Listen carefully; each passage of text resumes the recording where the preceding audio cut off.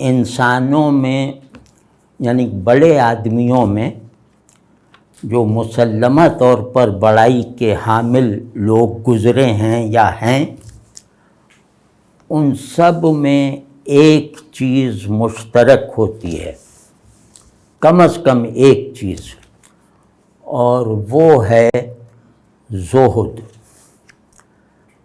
زہد ہم اپنی اصطلاح میں کہہ رہے ہیں، یعنی یہ لوگ دنیا طلب نہیں ہوتے، یہ لوگ مال اموال کے شوقین نہیں ہوتے، یہ نام و نمود کے پیچھے نہیں دوڑتے۔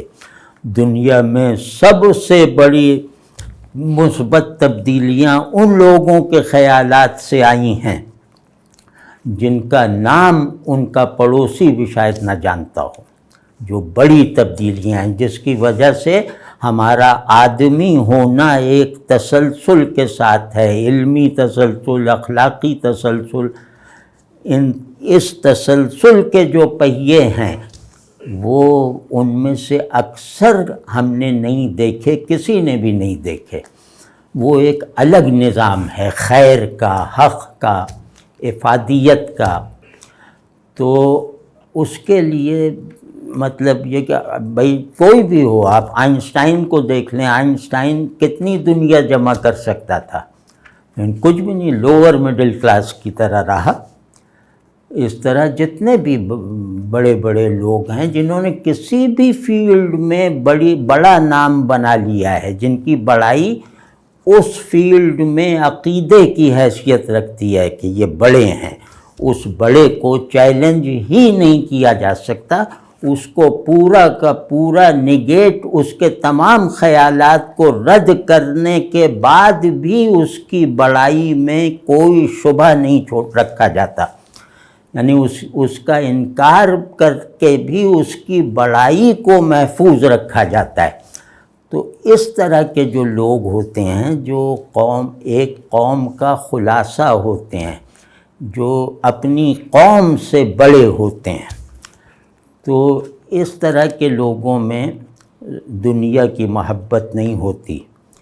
ان کے اندر ان کی یکسوئی میں خلل ڈالنے والی کسی بھی چیز کو داخل ہونے کی اجازت نہیں ہوتی۔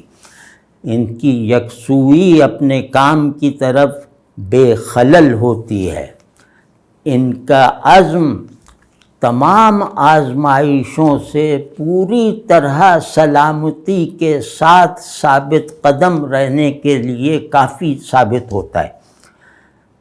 تو اب ہمیں یہ دیکھنا چاہیے، ہم نہیں کہہ رہے کہ اب ظاہر ہے اب آئنسٹائن ہم میں کہاں سے پیدا ہوگا، لیکن جو دستیاب ہمارا وہ ہے، یعنی کہ جو ایک ہمارا ایپسٹیم ہے، جو ہمارے اخلاقی اقدار ہیں، جو ہمارے جمالیاتی جو اصول ہیں، ان سب کو بہرحال وہ ہمارے حافظے میں تو ہیں، کتابوں میں تو ہیں، ان سے مناسبت پیدا کرنے کے لیے درکار ایک سیلف لیسنس اور ایک جذبہ قربانی، وہ ہمیں اب اپنے تعلیم کے تمام شعبوں میں جاری کرنا چاہیے، اور اس کے بغیر ہم کچھ نہیں رہ جائیں گے۔ مطلب اس وقت صورتحال یہ ہے کہ پاکستانی حکومت کو ٹھیکے پہ دینا پڑے گا، مطلب ہم اپنے ملک کا نظام چلانے کے لائق نہیں ہیں،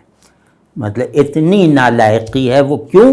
وہ اس لیے کہ ہم چھوٹی چھوٹی شخصیتیں خود غرضی کے خمیر سے گوندھی ہوئی شخصیتیں بننے پر جیسے راضی ہو گئے ہیں۔ تو اس سے بہرحال بھائی اب اس سب سے سبق بھی لینا چاہیے کہ ہر آدمی، چاہے وہ ذہین ہو یا نہ ہو، چاہے وہ پڑھا لکھا ہو یا نہ ہو، اسے خود سے فاصلہ پیدا کرنے کی مشق کرنی چاہیے۔ جو لوگ خود میں مبتلا رہتے ہیں وہ کل انعام ہیں، وہ مویشیوں اور جانوروں کی طرح ہیں۔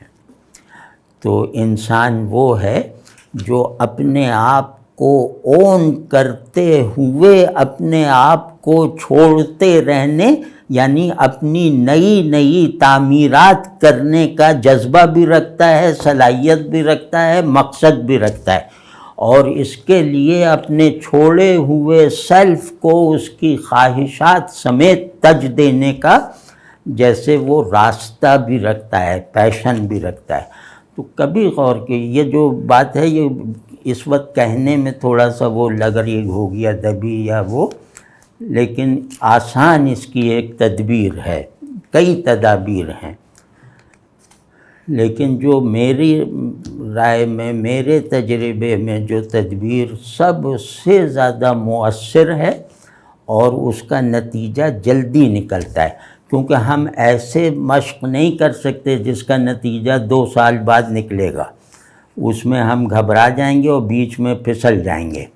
تو ہمیں مشقیں بھی ایسی چاہیے، راستے بھی ایسے چاہیے جو 2-4 قدم میں طے ہو جائیں۔ تو اس طرح کا راستہ جو 2-4 قدموں سے طے ہو سکتا ہے، ایک یہ ہے کہ اپنی خواہشات کو کسی بھی بڑے مقصد کا خیال لا کر قابو میں رکھنا۔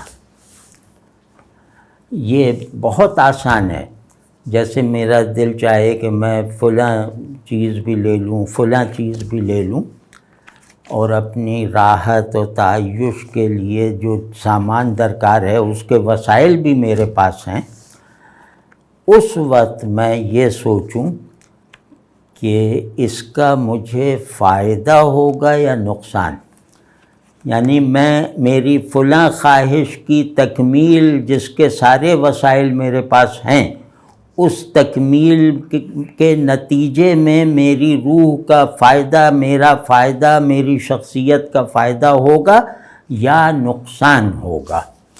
یہ بات ہر آدمی پوری بصیرت کے ساتھ، یہ قرآن کا فیصلہ ہے کہ آدمی اپنے نفس سے آگاہ ہے، تو پوری بصیرت کے ساتھ ہر آدمی سمجھ سکتا ہے کہ اس کی کون سی خواہش ہے جو اسے سیلف لیس ہونے میں رکاوٹ بنے گی۔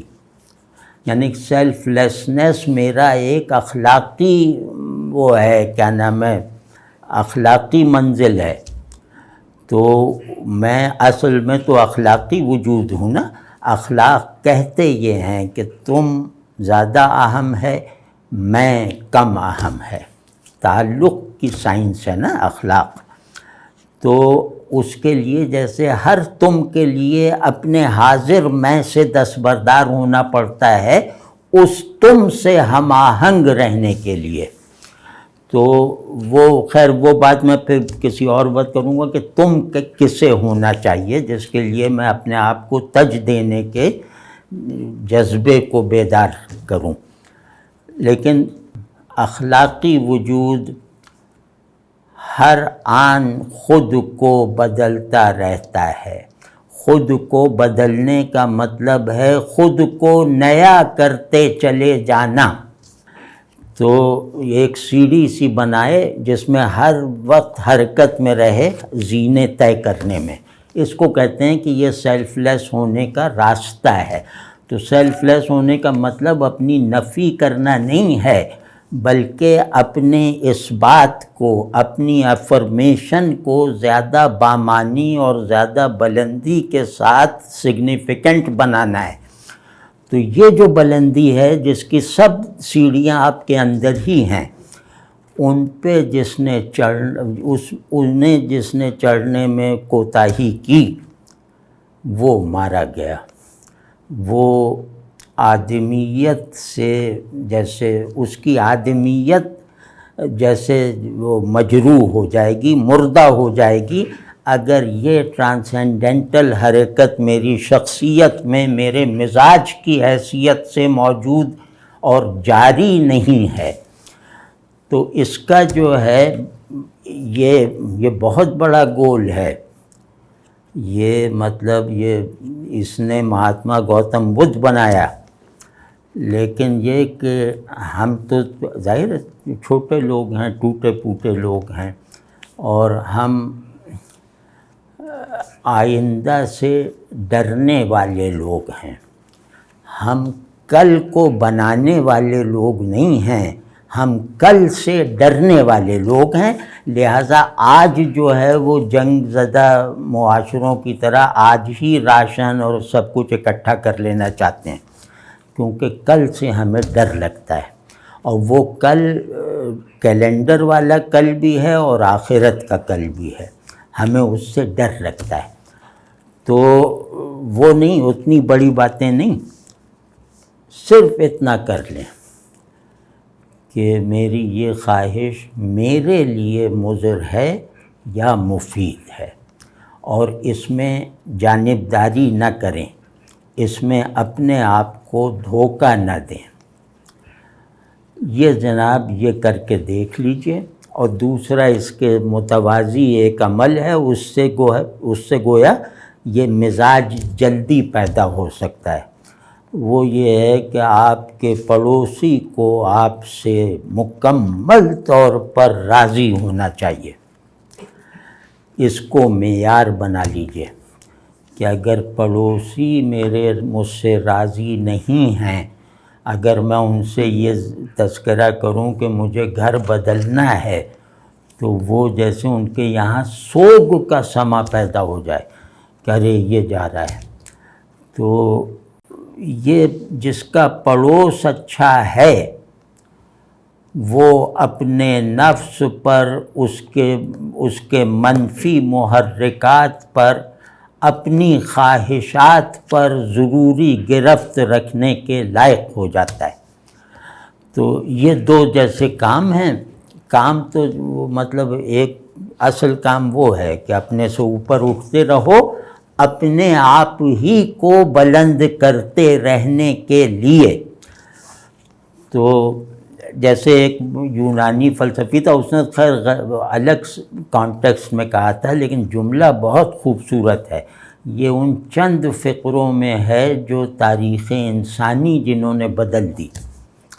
تو وہ ہیراکلائٹس، پرانا فلسفی، بہت مطلب سقراط سے بھی پہلے کا، اس نے کہا آپ ایک ہی دریا میں دوبارہ پاؤں نہیں رکھ سکتے۔ یہ ایسا فقرہ ہے کہ اس نے پورا ڈائلیکٹیکل میٹیریلزم کو جنم دیا، اور یہ تاریخ انسانی کے بہت بڑے تقدیری فقروں میں ہے جو 3000 برس پہلے کہا گیا۔ تو وہ کیا ہے کہ اب آپ دریا ہیں، آپ جب بھی اپنی طرف توجہ کریں تو وہ بدلا ہوا ہونا چاہیے۔ تو آپ جب بھی اپنے آپ کو دیکھیں وہ آپ کے لیے ایک نیا میں ہونا چاہیے، پسندیدہ نیا میں۔ تو یہ بھائی کرو، اب اس میں مطلب ذہن کی بھی ترقی کی ضرورت ہے تھوڑا۔ یہ کہ اب یہ جو آج کل ایک وبا چل پڑی ہے کہ ہر چیز، ہر آدمی، میری پسند اور میری ضرورتیں جو ہیں وہ مجھ سے بالائی طبقہ معاشی طور پر علم جو ہے وہ مقرر کرتا ہے۔ کیپٹلزم کہتے کسے ہیں کہ غریب میں امیر بننے کا وہم پیدا کر دو، اور ہر آدمی وہ امیر بننے میں لگا۔ امیر بنے نہ بنے وہ دیکھتا ہے کہ اچھا یہ کپڑا اس برانڈ کا ہے، میں بھی پہنوں۔ اب وہ برانڈ اور اس کی خصوصیات اور وہ کہاں کہاں ملتا ہے یہ جھونپڑی والے کو بھی معلوم ہے۔ تو یہ نہیں، تو اپنی ضرورتیں آپ کے اخلاقی وجود کی نظر سے گزرنی چاہیے۔ آپ کا اخلاقی شعور آپ کی جس ضرورت پہ ٹک کرے اس کو پورا کیجیے۔ یہ ہے اس کے پیچھے جو مقصد ہے وہ یہ ہے۔ تو اللہ مجھے بھی کامیاب کرے، آپ کو بھی کامیاب کرے، اور ایک بس اون ڈس اون سیلف اونرشپ وہ جو اونرشپ ذرا سی برقرار ہے، لیکن جو اونڈ آبجیکٹ ہے وہ بدلتا جا رہا ہے۔ تو دیکھنا کیسا اطمینان نصیب ہوگا، کیسی خوشی، کیسی سیر چشمی اور کیسی سکینت یعنی فلفلمنٹ، وہ سب ہوگا۔ اب ہم نے سب دیکھ لیا کہ سکون سوچا تھا پیسے میں ہے تو نہیں ہے، سکون مرتبے میں ہے نہیں ہے، سکون فلاں میں ہے نہیں ہے۔ تو ہر چیز جو ہے وہ بے سکونی پر ختم ہوتی ہے۔ تو جہاں سکون ہے، سکون آدمی کی بہت ہی بڑی ضرورت ہے، یعنی اخلاقی طمانینت کے ساتھ ایک فلفلڈ باطن کا حامل ہونا، خوشی اخلاقی اطمینان کے ساتھ ہوتی ہے۔ ہر وہ خوشی جو ہے وہ ٹریجڈی ہے جو اخلاقی اطمینان نہیں پیدا کرتی یا اس سے نہیں پیدا ہوتی۔ تو یہ سب چیزیں اللہ نے چاہا تو ہو جاتی ہیں اور لوگوں کے عمل میں رہی ہیں، ابھی بھی بہت لوگ ہوں گے، لیکن یہ چیزیں ہمارے اجتماعی آرڈر میں جیسے فنکشنل ویلیوز کی طرح نہیں رہ گئیں۔ تو وہ ذرا ہمیں کرنا ہے، وہی ہمارا فرد بھی اسی سے ترقی کرے گا، ہماری جو کلیکٹیویٹی ہے وہ بھی اسی سے نمو پائے گی انشاءاللہ۔